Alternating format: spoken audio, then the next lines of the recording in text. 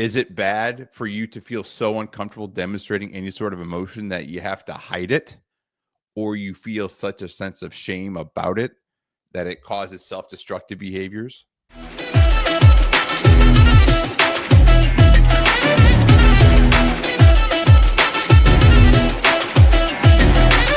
What's up, Dave? I've missed you, Rob. How are you?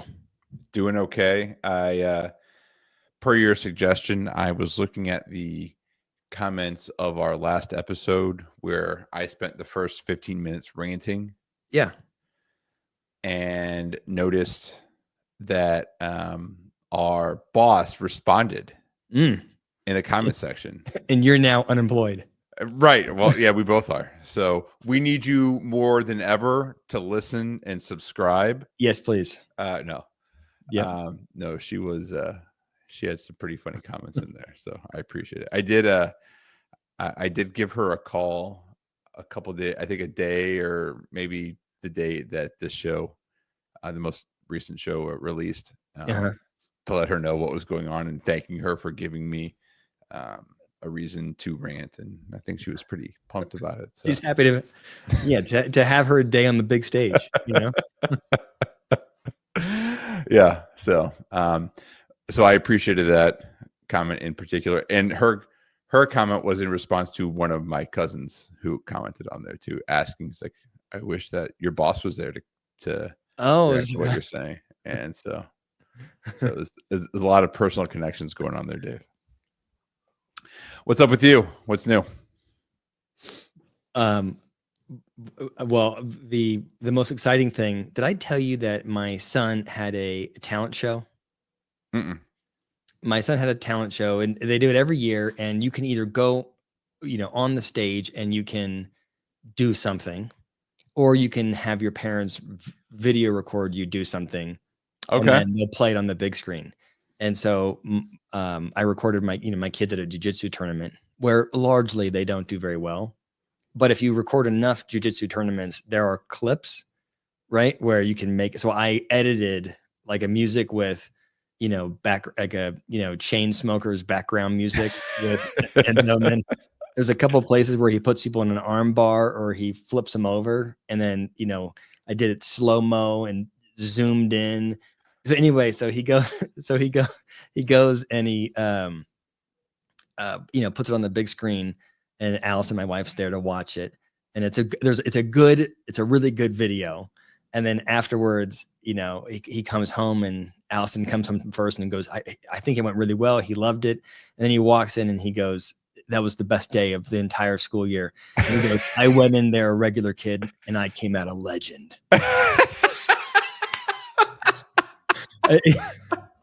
His ego is amazing. So out of this world. I just hope he retains that energy. So yeah, he's got a lot of swagger in this house. How old is he? 10. Okay. Mm-hmm. Nice. Yeah. Good for him. Mm-hmm. Good for him for having the guts to. I'm thinking of myself as a 10-year-old, and this probably goes to my confidence, but there's no way, because I did Taekwondo, but almost in secret. Oh, like I did it because I thought it'd be interesting, but I wanted no one to know that I was doing Taekwondo because I thought it was nerdy to do martial arts. Yeah. Yeah. No, he does not think it's nerdy. Yeah. Yeah. I mean, I think it's objectively not nerdy. But yeah, that's awesome. Yeah. That's awesome. Yeah. I think it's a good thing. I mean, he's a smaller kid. And so, but if you asked him, I mean, there's anybody under the age of 18, he could kill. And he just moves through the world like, I will choke anybody out. So that's. Well, Dave, I don't know that you could have provided a better segue to the topic of our conversation today. Okay, what are we talking about? Than two men talking about one of their sons killing it and choking other people out. Yeah. Yes. The topic I want to talk about today is toxic masculinity, which is a term that has certainly been around for a number of years. And that includes in psychology circles. So the American Psychological Association, which is the large association, umbrella association that most psychologists are affiliated with to some extent, has also waded into this a couple of years ago, calling it toxic well, masculinity. talking about different types of masculinity, and I think their term they use is traditional masculinity. So we're going to talk about all of this. Hold on a second before I'm going to lose it. They're calling traditional masculinity toxic masculinity. I think I don't want to get the terms mixed up here, but I think toxic masculinity is something that was used in non-psychology circles. Yeah. And has become now a pop culture term. Yeah. A term that is used in psychology circles more is differentiating traditional masculinity from other types of masculinity. So I don't think that at least the APA is conflating those two terms. Okay. But maybe I should have said that they were, just to see what your I was going to lose it. Yeah. Damn it. Yeah, I would have. Oh, shit. All right, I'll be on the lookout for that. Well, because the reason I wanted to talk about this today is I just earlier this week was in a virtual training, and the topic was broadly leadership development for women in organizations. And this term didn't come up specifically, but there was a lot of conversation around, traditional stereotypes of what it means to be an effective leader in organizations and the types of behaviors that are oftentimes incentivized for many organizations in many different settings, particularly in the US. And where the conversation went was, historically it's traditionally male or masculine types of characteristics that are incentivized and rewarded. And traditionally, female or feminine type of characteristics are less incentivized. So just got me thinking a little bit more about this. So I wanted to talk about it today. I'm in. So as a place to start, because I had to think about this and I've never really thought about this. What does it mean to be masculine, Dave? Rob, you've come to the right man. You shed light into this. Okay. I knew I shouldn't have asked you that question. I think so. Let me start with what the problem is, or my anxiety. The anxiety that I have, or I think the problem talking about this is that there is a broad spectrum of men. And I think what happens is we say, well, here's what it means to be a man. And then there are people who don't feel like they fit into that bucket. And then they feel like they have been diminished or that they are less of a man because they don't have these characteristics. You know what I mean? And so I think that I sort of want to acknowledge that that's not the intent of my comments. Right. Okay. But I do think that if you think about what is, and I think this is a good thing to talk about, but the traditional masculine traits, I would argue, would be dominant, persuasive, less sensitive, more assertive, louder, take up more space, more confident, less communicative. Mm-hmm. I mean, those are probably like the characteristics that I would think would fall into the bucket of traditional masculinity. Yep. I would say that, yeah, something very similar. The only thing I would add to it is if I think of, what does it mean to be masculine? There's the addition of achievement to some extent, like pursuing some sort of goal, sometimes a bit relentlessly. That's where the stereotype comes. I think like in personal relationships, and even my wife and I talk a little bit about this is, I want to solve a problem. Mm-hmm. And at times she'll just want to sit with the problem. Yeah. And so there is a bit of that drive component to it as well. But otherwise, I would say that's that's the same. As I was reviewing different articles and things like that to prepare for our conversation today, I came across a number of different frameworks. My favorite was the 3 Ps to Is one of them penis? well, procreate. Oh, procreate. So kind of. But yeah, it was to protect, provide, and to procreate. Okay. Yeah. So again, that's almost like, it's very basic, almost caveman like, but okay. Maybe we should, that does seem like a missed opportunity that procreate wasn't just penis. I think Yeah. would have been a better way to go about it. I didn't even think about the protection, but that's also part of it. Like beyond the personality traits, I think I can tell you that as a man, I do feel an expectation that I achieve, and I do feel an expectation that I provide for the family and protect the family. Yeah. Have you ever been? I'm going to derail this, but I have to say it. Sometimes I feel like my wife can say whatever she wants in public, and I look at it and go, if this goes sideways, I have to do. You can say whatever you want, but if that person comes after you, I've got to step in and deal with it. I have never personally been in one of those situations as a married couple. I have been in situations, particularly when my wife and I were dating, where I felt like someone was being pretty critical, mean to her. And I stepped in really quickly. Oh, you did? Oh, good for you. But it never was a physical altercation. Yeah. In fact, outside of family members, like, siblings, cousins, I've never been in a physical altercation. Me neither. Yeah. I also haven't. But when I was in college with Allison, there was a guy who was being mean to her, and he was a friend of mine. And I thought, okay, he's being whatever. He shouldn't do that, but no big deal. And then Allison goes, "You need to go defend me." And I had to go walk to his dorm. He's a friend of mine. I got to walk to his dorm and threaten him on behalf of Allison. I was just thinking, like, you know what? This is a pressure that women do not experience. Yeah, the threat of physical violence. If you do it again, I'm gonna kick your ass. Yeah. Knowing that, by the way, if we got in a fight, it'd be my ass that was beat. But yeah, I have a similar instinct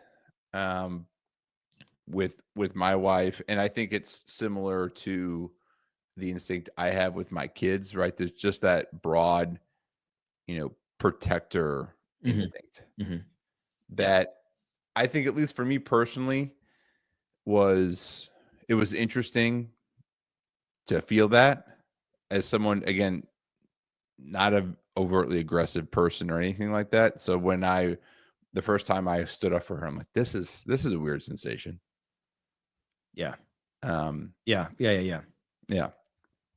But yeah, so I think that's what the APA would describe as traditional masculinity. Yeah. Is those feelings of, and I can actually, I wrote them down here, but yeah, I think we talked about all of them. I guess the question then becomes, where do those traditional masculine norms, how do those become toxic? Well, I guess let me first just ask, when you hear the word toxic masculinity, Dave, what goes through your head? I want to come across here like thoughtful and composed, and not like I have a dog in the fight, but I do have a dog in the fight, which is I do not like the term. I'm sorry. I think that there is something that is toxic masculinity, but I think what that is miles away from what we describe as toxic masculinity. All right. So describe the difference between what you're thinking. So I think that when we what real toxic masculinity is when you are, as a man, using your characteristics to dominate other people. If I'm in a business environment and there is a woman that has a viewer perspective, and I, stomp on her idea, or I make it my idea, or, I think that's a toxic I'm using my Yep. stature, I'm using my voice is deeper or whatever. I'm using my dominance to get what I want. I think being hypersexual and using that, like weaponizing that to make people feel uncomfortable is toxic masculinity. So that's what I would describe as toxic masculinity. But the masculine characteristics that I think are not toxic are being aggressive, or like boys being wild in school, or talking about like sexual attraction. Like Right. I think we're like, there's sort of like there's a sense I get, it feels to me, and maybe I'm, well, for me, first say that part of me would love it if people were like, David is the amount of toxic masculinity dripping off of that guy. I would just, I mean, it's a It's just problem I'd like to have. oozing from him. Nobody ever thinks I'm toxic, and I would like people to think that I could be toxic. Yeah, yeah. Again, just a hint of toxicity. Yeah, just a little bit. Yeah, Yeah. I want to be there's a poem, or have you heard no, it's not a poem, but there's I a was gonna say you're saying. going from that desire to be really masculine, and then you segue to let's talk about this poem. Is that what you're Like trying to do now? in my in my mind, I have this saying, which is, like a man should be a warrior poet, or like a warrior in the garden. You know what I mean? Like you should be ruthless and dangerous and protect what's yours, but also have a sensitive side. Mm-hmm. And I feel like I'm the warrior. I'm like stuck in the garden, like looking for a sword. Like, is there can I do anything that is remotely masculine enough to be toxic? But so I think the things that are toxic masculinity are when you are using your characteristics to have a negative effect on other people. But I think that what we are doing is calling anything that is, more stoic, more aggressive, more assertive. We're calling all of it toxic, as though it's all a problem. And I think it's a big part of who men are. And it's like I feel like it's being we're trying to remove it from society. Yeah. And I have an issue with that. I would say, particularly prior to diving a bit deeper into this, my initial reaction to toxic masculinity was pretty similar to yours, which is obviously we can use the word toxic. And I think part of the issue I have is just the word toxic, because it has become so commonplace and part of the kind of pop culture parlance that it's so overused. Everything is toxic and everyone is toxic. And Yeah. it's like, all right, well, now it doesn't really mean anything anymore. Mm-hmm. So I think part of my initial reaction was, okay, so now this is yet another concept or another thing that is toxic. All right. Right. Yeah. And then my second initial, more emotional reaction to it was, and still to some extent is what you're saying is, well, so what you're saying is what it means to be masculine for many people is wrong, is bad. Mm-hmm. And so it was, difficult for me to disentangle those two things. Being male, being masculine, there's a lot of overlap there. And Yeah. if being masculine is toxic, then what does that mean? I mean, I agree with you. I guess my question for you would be, I don't think I understand why there's the push to remove masculinity. Are we trying, like, why are we trying? I don't understand who it serves. I don't think now that there is a push to move it. I think for people who actually talk about this in ways that are not extremely just reactionary or emotional, that there is a push. I think when most people talk about it, I was reading one article and it was a professor who was saying that starting around 2020 or 21, she started noticing in a lot of essays that her students in college were turning in were using the term toxic masculinity, but not at all defining the term or trying to identify what it actually means, which caused her to wonder, is this just now a common term that people use and assume that they understand, that there's a common understanding of it, when in fact there's not? Yeah.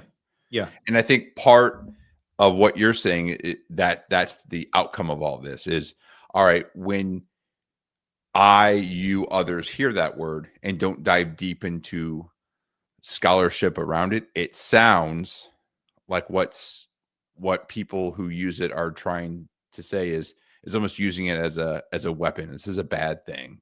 Look what you're Yes. doing. Yeah. Man, look how you're coming across. And I don't Yeah. think that that's the case anymore. But you do?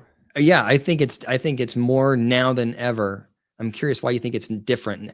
I think more now than ever, uh, we are trying to remove masculinity. And I think that it shows up everywhere. Like it shows up, I'm just thinking about, I'm going to seem like a, old man Colarosi here, but I feel like the expectation is that my kids, my two boys, that they have to be calmer and quieter, and they can't roughhouse, and they have to follow all the rules, and anything outside of that is seen as a major problem. They're not calling it toxic masculinity, but they're calling it, whatever. The number of kids that are in my kids' classes that have ADHD, that diagnosed with ADHD, that are boys. I mean, it's wild to me, and it's like, is that are we really concerned that this person is hyperactive or distractible, or is this just what a boy looks like? Because boys want to bump into things. Does every single kid here have a sensory processing issue, or are they all just boys that need to go exercise? I think in the corporate environment, there's this push to create space for quieter people. There's this push to have, equity and conversational turn taking, right? This whole thing. Um, and I guess the question is the same push to elevate the quieter voices, does that push exist there? Or is it just to quiet down people that take up more space? You know what I mean? Like, I think there's Yeah. this constant, and I think, in relationships, I think there's the same thing it's like we're trying to remove masculinity as though it is always this negative thing. I would disagree now in a way that I wouldn't have a week ago with you. And my reframing of this is it's like any other personality characteristic. So we do a lot of work in personality Mhm, assessment and conversation with people that we work with. And I describe it to people I work with as a bell curve. Every mhm, personality characteristic is a bell curve. There's the right amount. Usually, when we talk about some sort of kind of deficit or issue, we're saying that you're not doing it enough. mhm, But there's also an issue when you do it too much. mhm, mhm. And that's how I view masculinity as a trait, because I think it is in part a trait that is a bit more instilled in men in general than some Mhm. other traits are. Eh, So what does it mean to be masculine? Well, there's, multiple different things that we just talked about. And I think what we're talking about are just the negative, like the overused strength side of a lot of characteristics. So is it bad to Yeah. be driven? No. No. Is it bad to be solely focused on goals and achievement to the detriment of relationships or anything else in your life? Yeah. Probably. Yeah. Is it bad to be stoic? No. Is it bad for you to feel so uncomfortable demonstrating any sort of emotion that you have to hide it, or you feel such a sense of shame about it that it causes self-destructive behaviors? Mhm, Yes. mhm.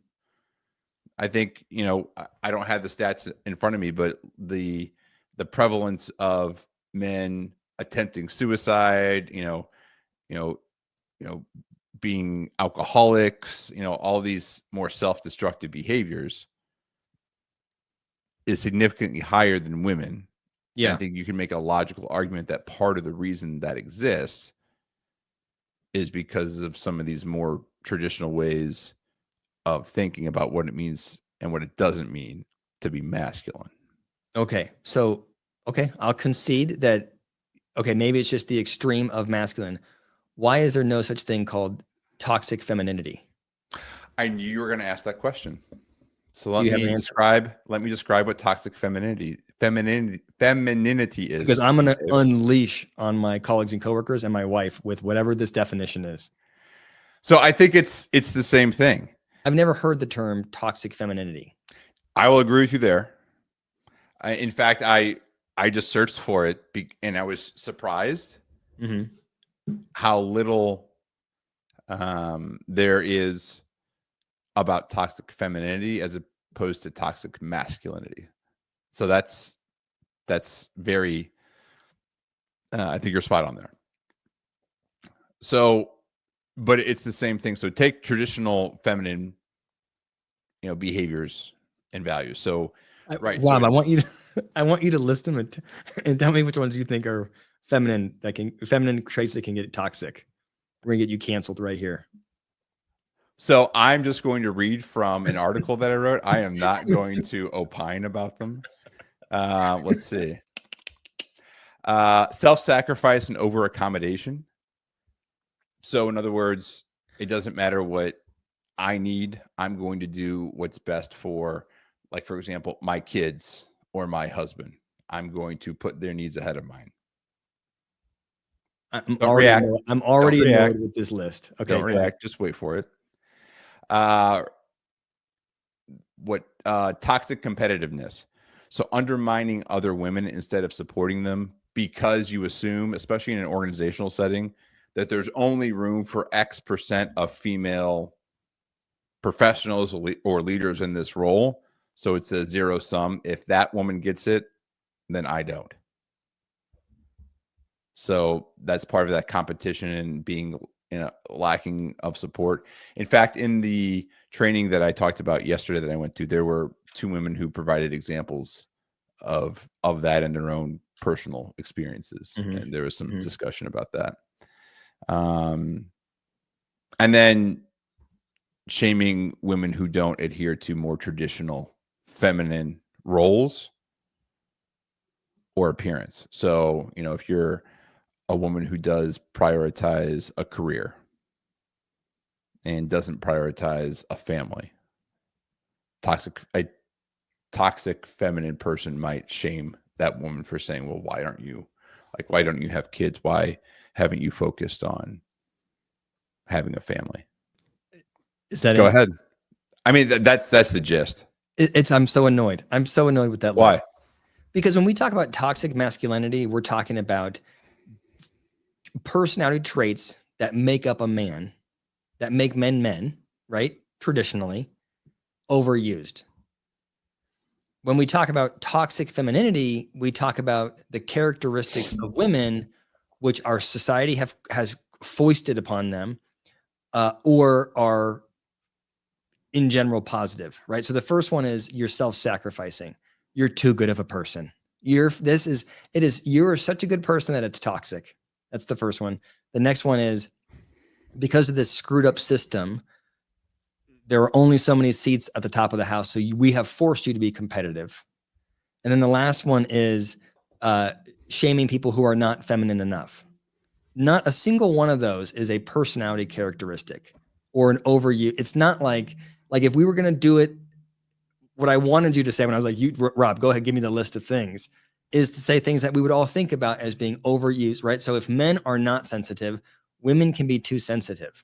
So being overly sensitive should be if we were being fair about it, toxic femininity would be overly sensitive and toxic masculinity would be not sensitive enough. Right. That would be a linear relationship. But that's not how whoever wrote that list, right? That's not even on there. Do you know what I'm saying? I think that makes sense to me. I'm going to put on my tinfoil hat here. There's a war on men, Rob. Oh, Dave. Oh, Dave. Okay, sorry. Go ahead. Take the tinfoil hat off. Response next. Go ahead. Well, I think obviously I think there are a number of people who would agree with that, which is why there's so much about toxic masculinity. If you just search this term online, why there's a lot out there about it. But I want to go back to one thing you're saying is like, oh, you're too good of a person. And you always that has a ton of negative ramifications, right? For who? For the woman who is always putting someone else over them. Right. It has negative ramifications. When we talk about toxic masculinity, it's look at this a-hole that's hurting everybody else around him. And when we talk about toxic femininity, it's she's hurting herself. It's Well, not but as they can bad. hurt others, right? I see if I go down that road more, what is Yeah. a natural outcome? Um, being frustrated, but no, being frustrated with everyone around you, but they don't know. Having a story in your head that you do everything you sacrifice for everyone else, but no Yes. one acknowledges it. Yeah. And then it hurts your relationship or your closeness with someone. Okay. Um, I'll give you that. Okay. I'll give you that one. so that's harmful to the person and the people around them. Hmm. Not in again, not in like a physically aggressive way, but certainly in an emotional aggressive way. Yeah. So I don't think you're looking at it appropriately. I I just think that I mean, I know I'm harping on this, but I just don't think that there's the same. If we're going to start, like, one way to look at it is to say, let's be less concerned with whether or not something is masculine versus feminine and just call behaviors what they are, and say that if you are being hyper aggressive, that's a problem. And Yep. if you're being super codependent or overly sensitive, Yep. that's a problem. Like, I don't know why we have to like add gender to the conversation, but if we are, we should keep the same swagger when we're talking about one versus the other. And I feel like we do not, you know? I would agree with you in that. I look forward to a time when that can happen, but Hmm. I think it is unrealistic to think that there are characteristics like that, and that at least for the time being in the United States, or at least and in cultures like ours, that there's not going to be some sort of gendered component to it. I have a question for you. Yeah. Do you think that I mean, I don't know if we totally agree. I feel like there has been a push, maybe the last like 20 years, maybe 10 years. There's been a push to tamp down toxic masculinity. And I think that in our effort to get rid of masculinity that is toxic, I think we've gone too far and eliminated it. Like, we've tried to eliminate it sort of altogether.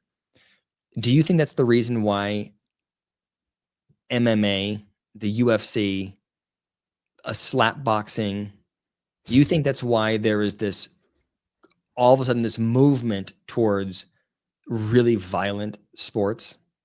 There's a movement towards carnage now. I, d- I would have to be convinced that there's a movement towards this, and this isn't just a new iteration of the same thing. So, why Okay. is there an increased popularity of physically violent activities in sports? I don't think so. I have no data to back that up, but I don't think that there is. I think it's just a new thing to capture the same audience. Okay. I'm gonna look. Look it up. I'll look it up. But I'll also acknowledge, and I was talking to my wife about this, and it was news to me, and it wasn't for her. But I was reading that when you look at how moms and dads interact with their kids, they get kind of joy and more positive emotion by engaging in different things. So, for example, with both of my kids, my son and my daughter, we'll oftentimes, they'll both say, "Hey, Dad, can we go fight?" And what they mean by that is they go on my bed Mm-hmm. and they wrestle with me, Mm-hmm. Mm-hmm. and they hit me and they jump on me, and then I tickle them. If they do too much, then I pin them down, tickle their armpits or their stomach or something. Yeah. We have a next round. I like that a lot. Again, even as not a very physically aggressive person, I think that's a ton of fun and a Mm-hmm. joy that they like Mm-hmm. to engage me that way.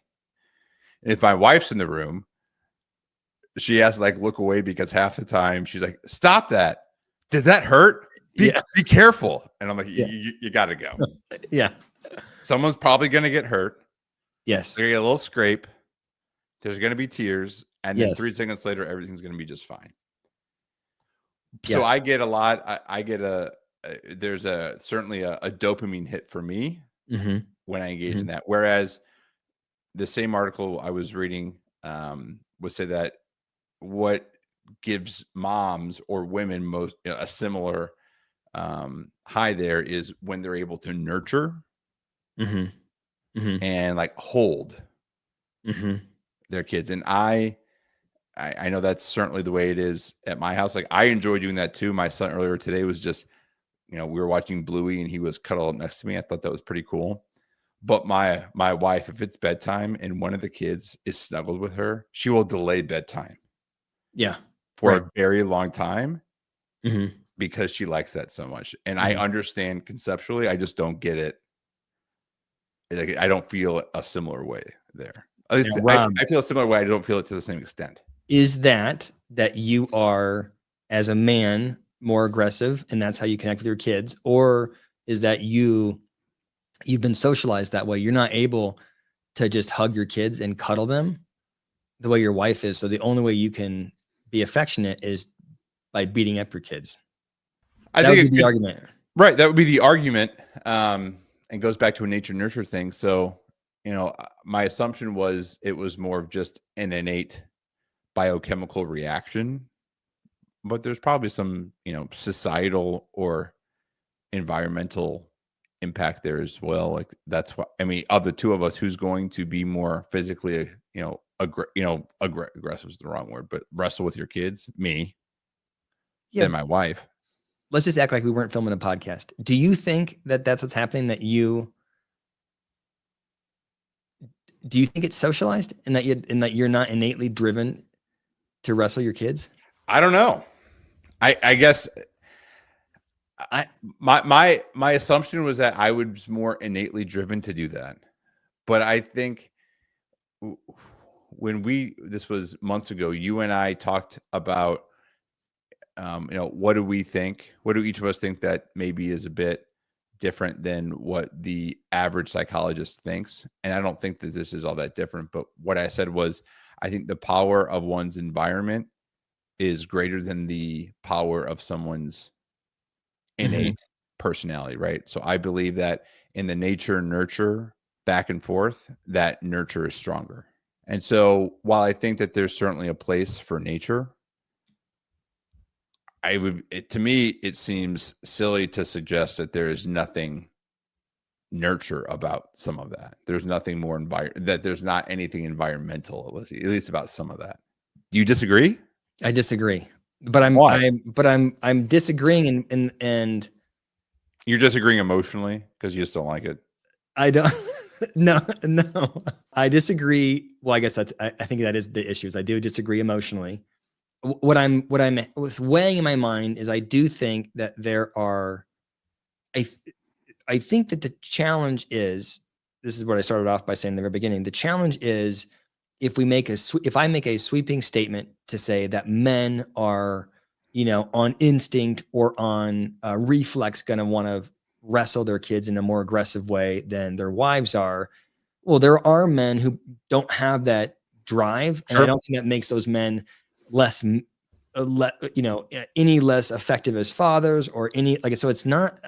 So I think I can't make a sweeping statement to say this is how it is for everybody, but I think if there's a sort of a bell curve of behavior, I think that what you're describing, wrestling and tickling and throwing the kids around more than what would be typical of what your wife likes, I think is like dead nuts in the middle of sort of standard behavior for men. And I think that's outside of societal influence. I don't think that you learned somewhere. I don't think that it's that your dad taught you that that's the only way that you could touch your kids.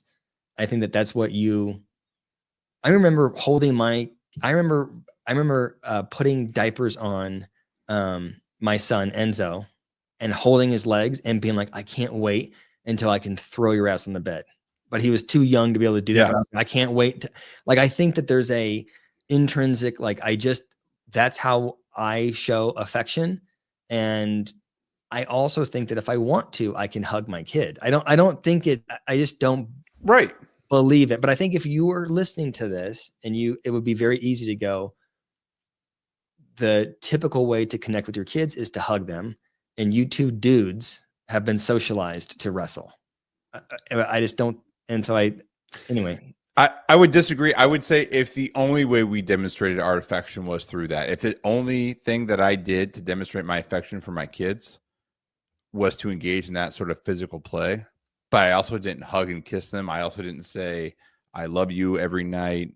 I also didn't, cuddle next to them in bed and read them a book or watch, an episode of some show that they like. Mm-hmm. Then Mm-hmm. that would be the issue. That would be, I think, more in alignment with something that is toxically masculine. Yeah. Because for me, that would make me uncomfortable to emotional. Mm-hmm. And that's not a way a man's supposed to be. Mm-hmm. Mm-hmm. So what about with you? Like, do you, with your male relatives, are you all like huggers, say I love you, things like that? Is that normal, abnormal, or does it depend? We do it a lot. So I would say, I mean, it depends on the side of the family, but the Italian side is you for sure, you hug everybody. And There like you go. that's a very standard thing. Same thing with you. Always say love you to family. Yeah. Yeah. And so I was talking about my dad's side of the family. I mentioned his dad was British, but his mom was Hispanic from Central America. And that was kind of just the vibe of the entire side of the family. It was Mm-hmm. very Latin American. Mm-hmm. I think that's part of it. So then I think, again, it goes back to there's some cultural components or there's some situational environmental components that dictate how men act in a married couple. Mm-hmm. I think I saw it very clearly. Very Yeah. stoic British, Yeah. very emotionally effusive Yeah. Latin American woman. And granted, again, man and woman, but it's very different. Right. I do feel like I have to say that same Italian family, I think every one of my uncles has tried to kill me also. Physically strangle me to death. So I was just thinking it's not all like but there's definitely, so I think there is we love you, but as I'm talking about this, I'm thinking, I am probably just like what I'm echoing here is just like my picture of what it is to be male, which is Yeah. I do think you should verbalize how you feel and kick somebody's ass. And that's probably Yes. kind of how so as I'm like talking myself out of it, like maybe that's how maybe it is just it's nurture and that, but I emotionally feel very connected to how I was thinking about it. Well, I think part of it too, and we were talking about this, is it can feel, if you are just interacting with this term online or Mhm. through pop culture, that you said before, I'm gonna put on my tinfoil hat and say that there's an attack on men and masculinity.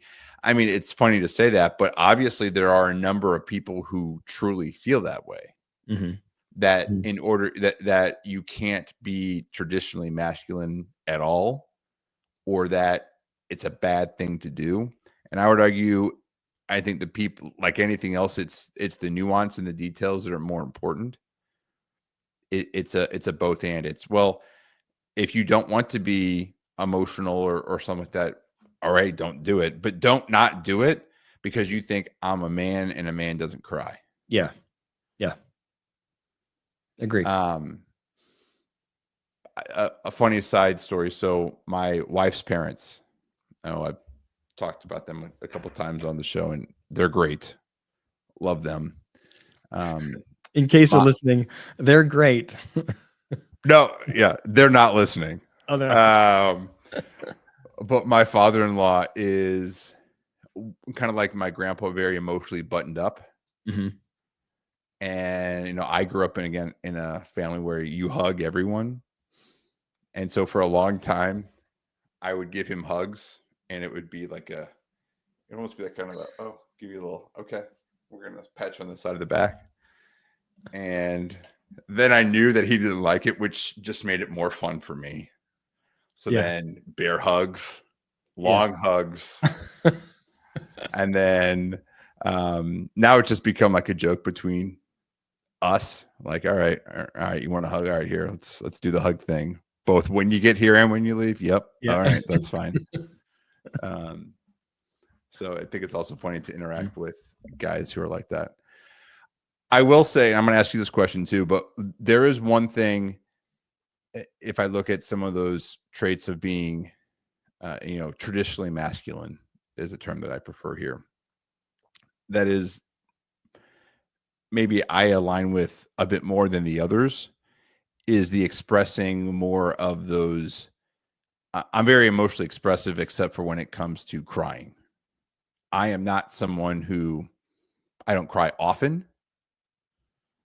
And when I do, I don't cry publicly. I'm not someone who others are going to see cry very frequently. And I do find that that is something I think to myself, why is that a thing for me? Why don't I think I have a higher threshold for what makes me want to cry, but then all of a sudden I'll be watching an episode of Shrinking like I was 2 nights ago, and I get all teary. And I'm like, Yeah. all right, well, I'm getting teary. Now I feel this awkward. All right, I shouldn't be getting teary, but I am getting teary, so I should just go with it. But there's this little voice inside my head that said, Yeah. suck it up, suck it up. Yeah. That's the one for me that I probably struggle more. And I think that, again, that is, to me, that is more socialization than it is a natural state of being, I would guess. Yeah. I don't cry. Like, I mean, that's not, I do cry, but I have no interest in crying. Like, I can feel myself not wanting to, I don't want to cry. But I think that I don't think I have an issue with crying in front of people. Like, I don't think I'm worried about it, but I don't like, what I actively dislike about it is the feeling of not being in control. Like, if I'm crying, the expression of emotion that I can't rein in, I do not, that part of it. So maybe that's the masculinity. I don't know if that's traditional masculinity, but when I think of crying, I hate that. Like, my emotions are no longer something Mine. you can manage. Yeah. They're not mine. Yeah. I hadn't thought about it that way before, but that makes a ton of sense to me as someone who, wants to display a certain persona in particular. Like, I remember I cried at a work function at one of our monthly meetings. This was a couple of years ago, because I got a phone call from my mom saying that my grandma at the time, it was like she had hours left, so you better go over there and like say your goodbye. And it just was too much. And I cried in front of multiple people. Yeah. And the amount of like shame that not in the moment, I was just like, oh, this is happening and I can't do anything about it. I'm not going to do it in front of everyone. I'm going to leave. And then like the next day I was like, ugh. Oh, you were? Yeah, I remember when that happened. Yeah. It was uncomfortable for me in the moment. And I felt slightly like shame. Like, it was like why did you do that? That's interesting. Because I remember you doing that, and I thought, oh, I couldn't do that. Yeah. I was impressed, but I was impressed that you could do it. Well, I don't think it was that I could do it. It happened. Yeah. Yeah. Uncontrollably. Yeah. And I did not care for it. Yeah. And I was nonplussed about Right. it. Yeah. Yeah. Extremely nonplussed about it. And we work at a place where, a bunch of psychologists, again, there was no external shame. It was all internal shame. Yeah. So I think that's the takeaway is, at least as I see it, is, if people listening, and even us, this is a good reminder, even for me, because I will get agitated by some of this as well. It's like, no, it's actually okay to strive. It's actually okay to want to achieve. It's actually okay to want to be, confident in your ideas. And it's okay to not always just want to sit in something. But it's also okay sometimes to sit in something. And it's also, so like anything else, the takeaway is don't necessarily listen to what is said out on social platforms in the media about this concept, because it is not very nuanced or specific. And B, I think it's helpful sometimes to think through, well, this is like anything else, just some self-reflection. Why do I react this way? Regardless of whether it's because it's some societal socialization or not. And is it okay for you to do something different? You don't have to, but you shouldn't just not do something, or just do something because you feel like there's some societal pressure to act a certain way, given, whatever's hanging or not hanging in between your legs. Yeah. Depending on what pee you've got.